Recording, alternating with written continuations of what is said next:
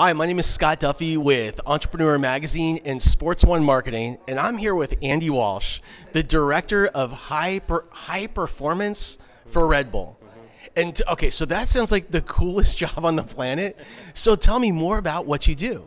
My job is really simple. It's we get exposed to these extraordinary individuals who, obviously at the top of their game in sport and business, music, arts, culture, and the framework is we try to understand how they perform, how they get the best out of themselves, such way that we are able to set up processes and systems to support them. So it's fundamentally they come with a dream or a vision of what they want to achieve, and we're in place to help support that journey. What's the most common trait, or a couple of the most common traits that you find in high performers? I mean, the fundamental stuff that we anchor on first and foremost is the passion. They bring a love of what they do, and you got to think about it. No matter what you're doing, at a certain point in time, year in, year out, it sucks. It's terrible, and it's boring, and it's hard to get up out of bed that day. And without that passion, you wouldn't make it through those times, because they all have this long history of work, dedication, perseverance that's allowed them to develop the skills to get where they are. The other thing is what we spoke about today.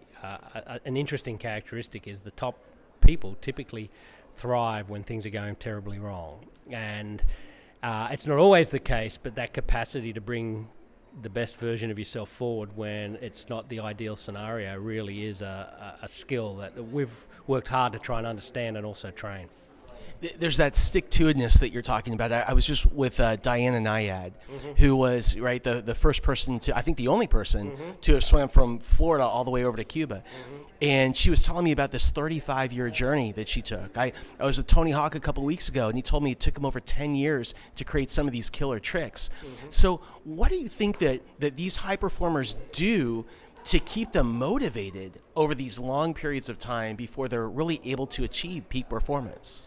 It's a great question, and I'd love to give you a simple answer, but I think, we spoke about passion, that you've just got to love it, because if it's not part of who you are and it's not inherently what you really want to do and achieve, it's going to be hard to push through those times when it's easy to walk the other way. But I also think they all develop their own way of maintaining motivation. Some, I think that's the interesting side. There's no one way. There's opportunities either to take time off. I think that's a real big part of it. They step away from that grind and they reset and reframe. I think another way is surrounding yourself with other like-minded individuals. You go down, you're practicing, you're working, you bring other people in, young kids especially, bring that energy and sort of enthusiasm back. And you sort of got to reset and take stock, and you say, all right, it's a pretty good opportunity in front of me if I can stick to it, and if I really follow through on this dream, the opportunities could be, immeasurable. And I think that's part and parcel. I mean, it's a much bigger conversation, but love for what you do and keeping the energy and enthusiasm going is the trick. You talked about the young energy, and I remember I had a mentor teach me one time. He said, always have two people that are mentoring you, and have two people that you're mentoring, but here's the key with the people you're mentoring. They need to be half your age.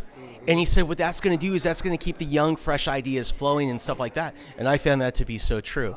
One last question. What are you most passionate about today? What I'm most passionate about today is, to be very honest, I have twin 6-year-old daughters, and I'm really... And they're twins, identical twins. So in my field, that's a unique opportunity to understand sort of what's going on. And I'm really passionate about making sure that they can learn from what I've learned, but I'm not overwhelming or overbearing in that approach. I'm obviously, sitting on the sidelines watching them now, and it's a unique experience. So I'm really passionate now if we can take some of the principles we've learned from all these extraordinary high achievers, and not just people like myself who have been lucky enough to sit on the sidelines for a long time and watch this, but share those ideas with the broader community and influence the next generation of kids. Give the tools and tricks that we've learned down to that community so that they stand on our shoulders. I think really that's the opportunity. And I'm trying to figure out the best way to harness what we've learned, package it, and deliver it in such a way that they engage. So that's what I'm really focused heavily on right now. Well, that's awesome, and I look forward to you making that happen for my daughters as well. Yeah. Good to see you, my man. Pleasure. Thank you so much, man. Bye-bye. Thank you.